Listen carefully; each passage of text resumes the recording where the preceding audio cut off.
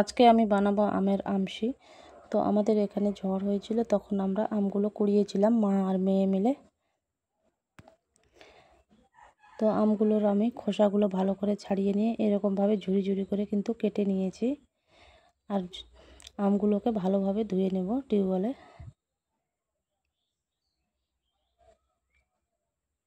কষলে কষলে ধুয়ে নিতে হবে। আর এই আমশি কিন্তু আমের যখন সিজন শেষ হয়ে যায় তখন কিন্তু খেতে কিন্তু ভালো লাগে। এই আমশি থেকে কিন্তু অনেক কিছুই তৈরি করা যায়। আমের আমশি থেকে আচার হয়, তারপরে আরও অনেক রকমের, কেউ আবার ডালে দিয়েও খায়, আবার অনেক রকম সবজিতে দিয়েও খায় কেউ। এগুলো শুকিয়ে আর রেখে দিতে হবে। প্রায় 1 বছর 1.5 বছর আপনারা ভালো করে যত্ন করে যদি রাখতে পারেন, 1-1.5 বছর অনায়াসে চলে যাবে। আমগুলোকে আমি ভালো করে ধুয়ে জলটাকে ঝরিয়ে নিয়ে এবারে হলুদ দিয়ে মেখে নেব। মাখানোটা আমার হয়ে গেছে। আমি 2টো কুলো নিয়ে নিয়েছি। তো কুলোর মধ্যে আমগুলোকে আমি ছড়িয়ে দেব। ছড়িয়ে দিয়ে রোদে দিয়ে দেব।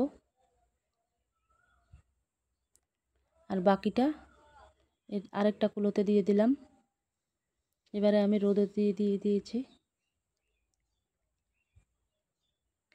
আর 2 দিন পরে এরকম শুকিয়ে অবস্থা হয়ে গেছে আমশিগুলো। কুলোতে একদম আটকে ধরেছে।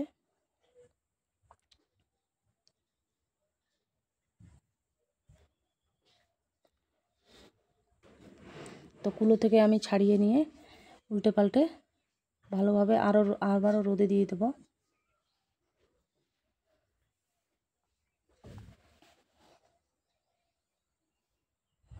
দেখুন কীরকমভাবে আটকে গেছে কুলোতে। একটা একটা করে ছাড়াতে হচ্ছে আমাকে। কুলোটা দাঁড় করিয়ে দিয়েছি, তবুও কিন্তু পড়ছে না, এমনভাবে আটকে ধরেছে। এগুলো ছাড়াতে কিন্তু অনেকটাই সময় লাগছে আমার। ছাড়ানো আমার হয়ে গেছে।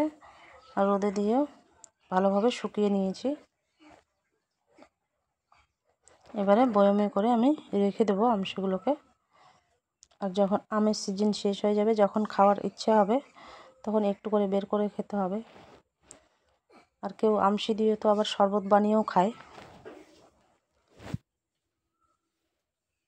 আরও অনেক কিছুই তৈরি হয় আমশি দিয়ে।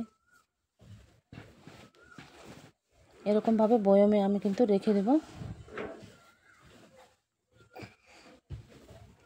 6 মাস 1 বছর কোনো ব্যাপারই না।